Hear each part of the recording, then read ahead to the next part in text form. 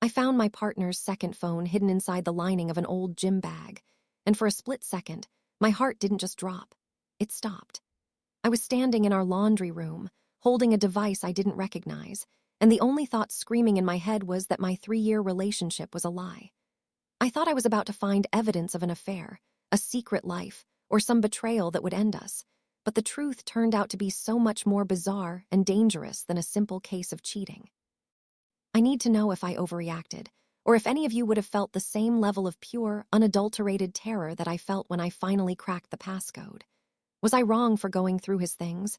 Or would you have done the exact same thing if the person you loved was keeping a secret that could destroy your entire future? This all started on a Tuesday, a day that should have been completely unremarkable. My name is Sarah, and my partner, Mark, and I have lived together for 2 years.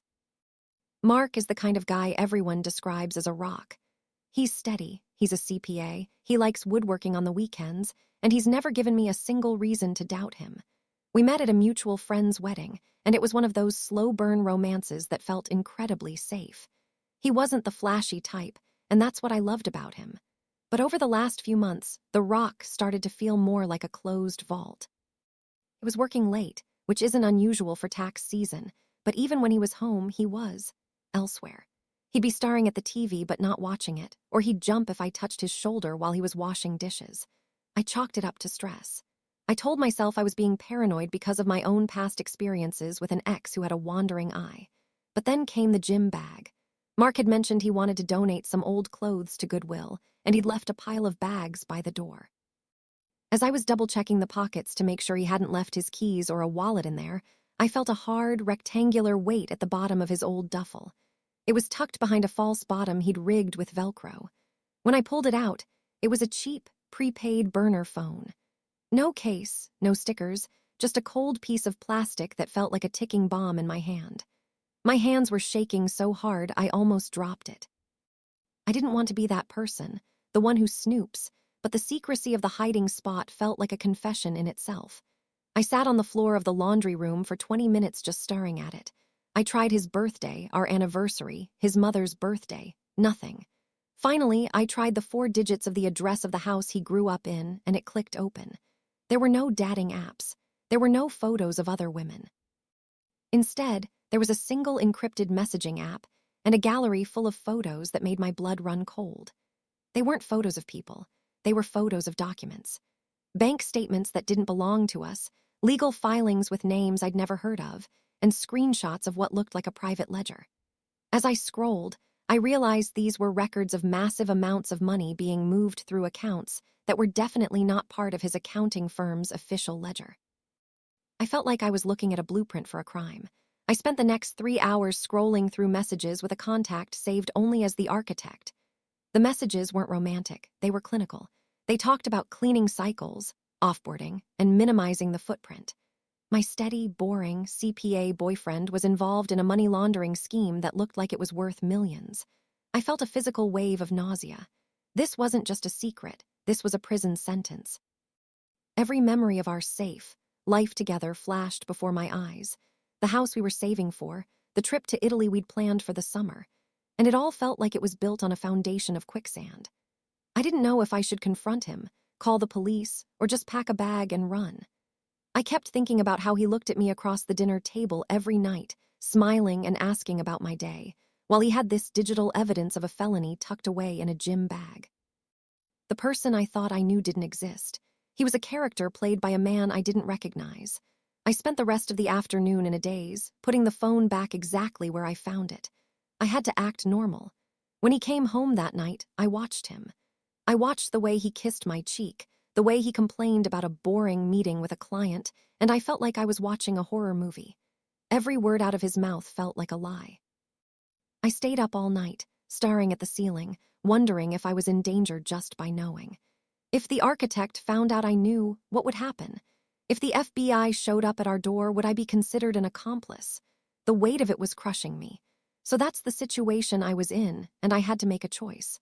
I was stuck between the man I loved and a reality that was terrifyingly illegal. Before I tell you what happened next and the insane way this all blew up, I want you to pause and comment below what you would have done in my shoes. Would you have confronted him immediately, Or would you have gone straight to the authorities?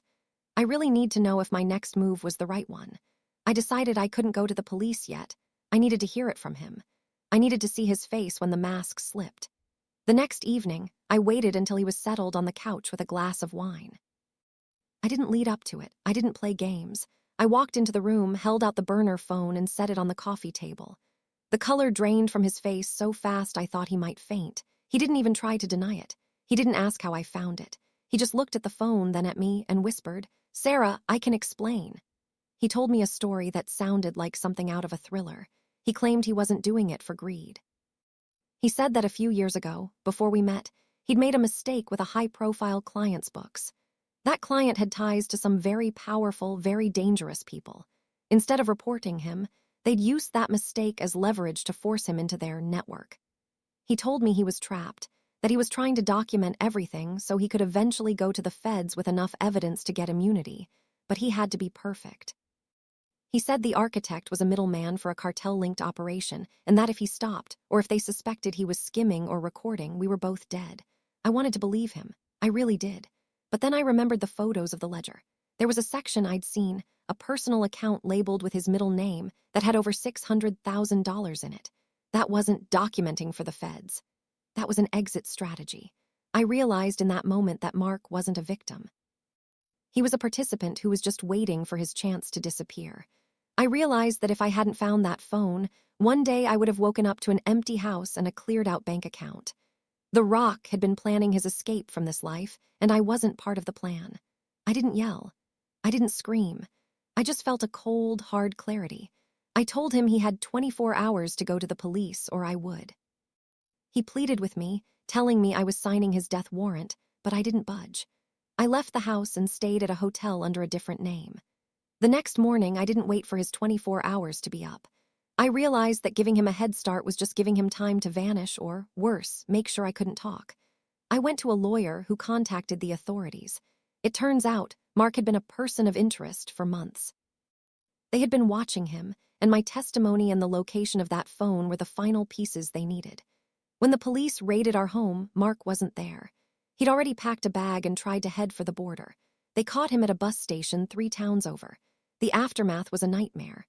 Our home was a crime scene. My assets were frozen for months while they investigated if I was involved, and I lost everything we had built together. But I was free. I found out later through the court proceedings that Mark had been doing this long before he met the dangerous clients he claimed forced him into it. He was a professional, a high-end, white-collar criminal who used his boring CPA persona as a shield. There was no architect forcing his hand. That was a partner he'd sought out. The betrayal I felt was deeper than if he'd cheated with 100 women. He had looked me in the eye every day while calculating the cost of my silence and the timing of his disappearance. Today, Mark is serving a lengthy sentence in federal prison. I moved to a different state, changed my last name, and started over. I still struggle to trust people. Every time a guy seems too perfect or too steady, I find myself looking for the hidden compartment in his gym bag. I learned the hard way that the people we think we know best are often the ones with the darkest shadows. It's a heavy price to pay for the truth, but I'd rather live in a cold, hard reality than a warm, comfortable lie. If you ever feel like something is off in your relationship, don't ignore that gut feeling. It's usually your brain trying to save your life. Like this video if you were on my side and think I did the right thing by going to the police. Subscribe for more stories like this where the truth is stranger than fiction. And please share your final thoughts on this whole mess in the comments section. Did I betray him? Or did he betray me the moment he bought that second phone? I'll see you all in the next story.